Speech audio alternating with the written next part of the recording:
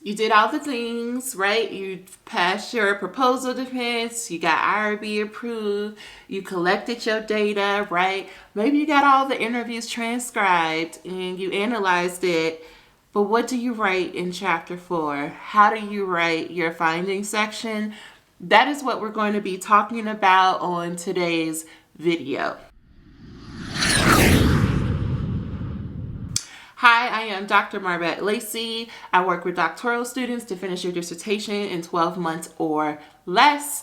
Inside of my Qual Scholars membership, you can find more information, the link down below. But today we are going to be talking about how do you start with the findings chapter, right? You have way more data than you know what to do with.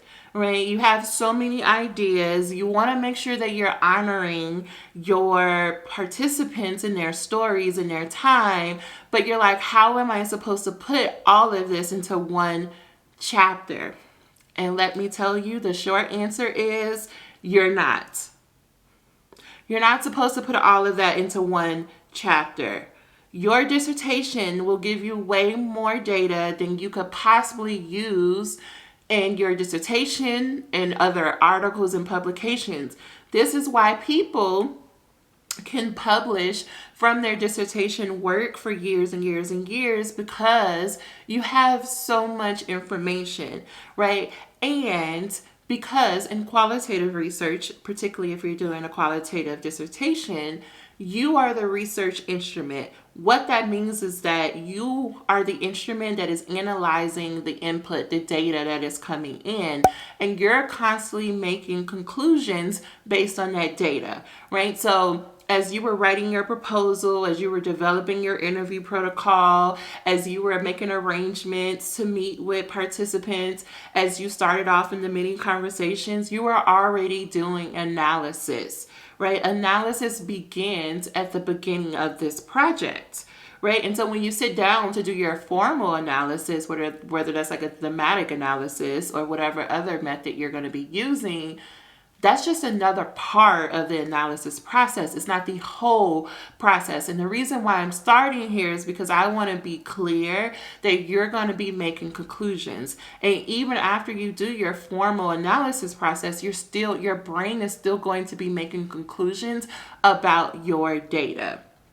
Way beyond when you defend the dissertation, when you're no longer in your program, you're still going to be making conclusions about your data. As you go to present at different conferences and you write different publications, you are going to be making conclusions about your data. I'm going to keep repeating that because I want you to know that you will forever be able to make conclusions and be able to write up things based on your dissertation. So I hope that helps you to be more confident and assured that all of that cannot possibly go into your chapter 4, because some of it you don't even know yet.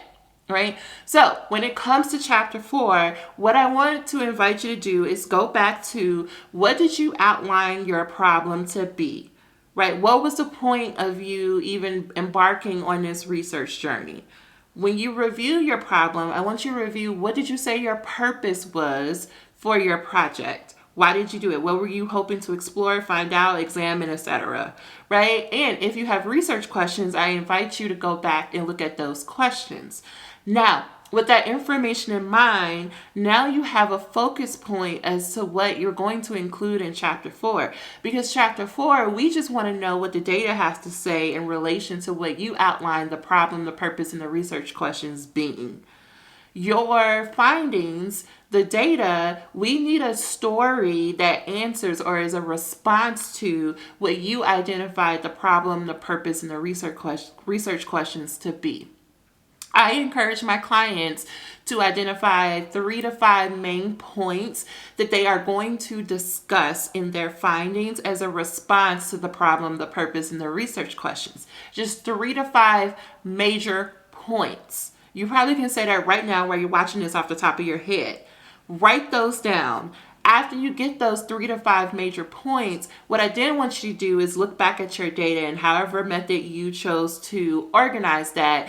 And you want to find about 3 to 5 quotes or data excerpts that highlights or demonstrates one of like the points. For each point, you're going to have 3 to 5 quotes that illustrates that point.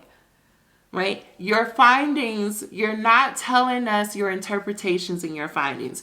You're not making conclusions in your findings. In your findings, you're just simply telling us how the data demonstrates those 3 to 5 main points that you came out with, right? And I'm telling you to start with first writing down those 3 to 5 main points, and for each main point, having 3 to 5 quotes that illustrate that. Once you have that and you have that outlined on your document, then the only step that's left is for you to then fill in the blanks and craft a narrative or a story that takes the reader through the journey of those 3 to 5 main points, like further illustrating the picture of those 3 to 5 points through the use of the quotes or the data excerpts. That is all your chapter 4 is in your findings. I tell clients to aim for somewhere between 20 to 50 pages for your findings, and to be very clear and succinct and constrained in what you're writing. We do not want to know everything that you did to collect your data in chapter 4. We don't need to know everything that everybody said in the interviews or the data collection process. We don't need to know your ramblings or your stream of consciousness. No, you need to be very clear on what are the main things that I as a reader need to know to help me understand what the response is that you found through the data to your problems, your purpose, and your research questions. And that is it. Chapter 5 is where we want to go into more of your interpretations and what the findings mean. Chapter 4 is just what are the findings. So I hope that helps. Let me know if you have any further questions down below. And again, I invite you to join Qual Scholars. I will talk to you next time. Bye for now.